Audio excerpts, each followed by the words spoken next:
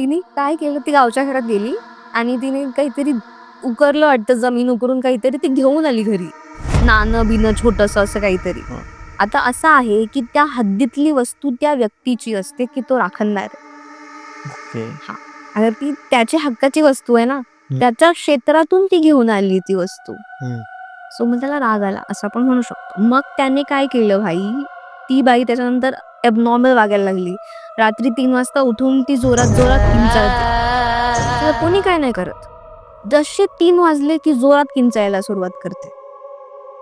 बरोबर. त्याच्यानंतर आपले हे दरवाजे आहेत आणि खिडक्या आहेत आणि ते तिथे जोरात-जोरात असं हाताने नखांनी असे घाव करून घेते स्वतःला. डॅमेज करून घेते स्वतःला. आपल्या भिंती आहेत त्या कोरून-कोरून ती माती खाते ती. भिंतींची. भिंतींची. तिला पागलखान्यातून भरती करून झालं. तिला सगळं करून झालं. सगळ्या ट्रीटमेंट्स करून झाल्या. काहीच नाही. जसं अमावस्या पौर्णिमा गेली ती नॉर्मल असते. अचानक असं काहीतरी आलं परत ती येऊन जाते.